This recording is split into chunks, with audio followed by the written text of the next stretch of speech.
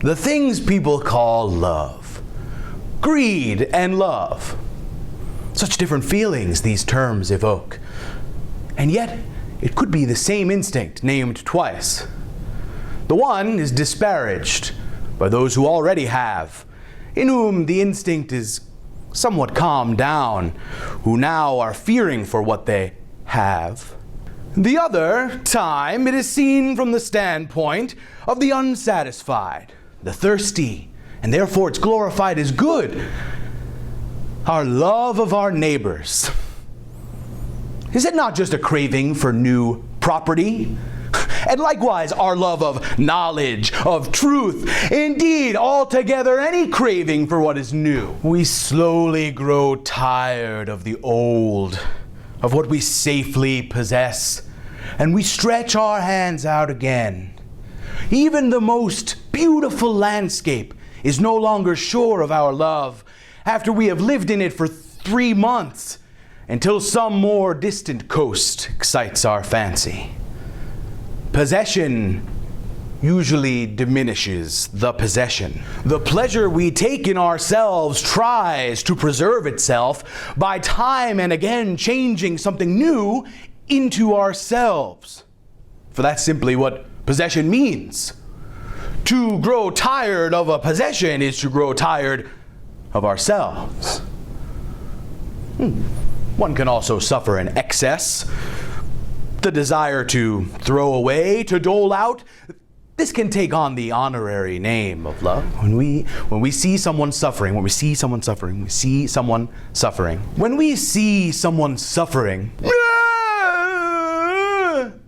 we like to take this opportunity to take possession of him. That is, for example, what those who become his benefactors and those who have compassion for him do.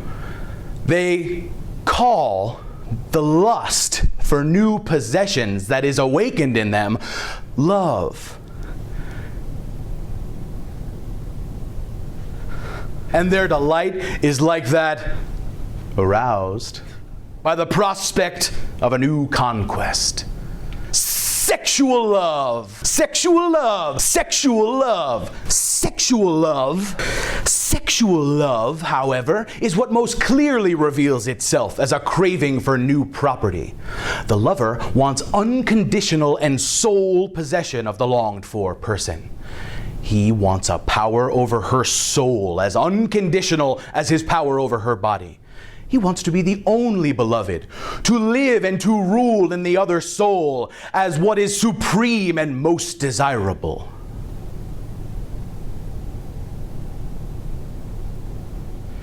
If one considers that this means excluding the whole world from a precious good, from joy and enjoyment, if one considers that the lover aims at the impoverishment and the deprivation of all the competitors and would like to become a dragon guarding his golden hoard as the most inconsiderate and selfish of all conquerors and exploiters, and if one considers, finally, that to the lover himself the rest of the world appears indifferent, pale, and worthless, and that he is prepared to make any sacrifice, upset any order, and to subordinate any other interest, then one is indeed amazed that this wild greed and injustice of sexual love has been as glorified and deified as it has in all ages. Yes, this love has furnished the concept of love as the opposite of egoism, when in fact it may be indeed the most candid expression of egoism. Here it is evidently the have-nots and the yearning ones who have formed linguistic usage. There have always been probably too many of them. Those who were granted much possession and satiety in this area must occasionally have made some casual remark about the raging demon, as did that most charming and beloved of all Athenians, Sophocles.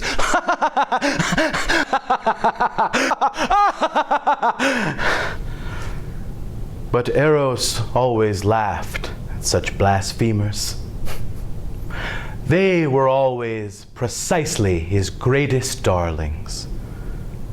Here and there on earth, there is probably a kind of continuation of love in which this greedy desire of two people for each other gives way to a new kind of desire and greed, a shared higher thirst for an ideal above them. But who knows such love? Who has experienced this?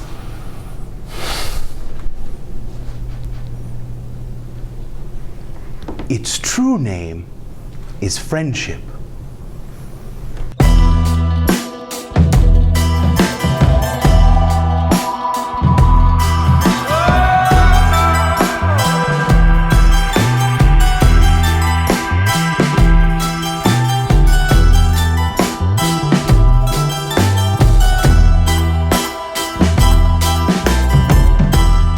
My gears, they grind.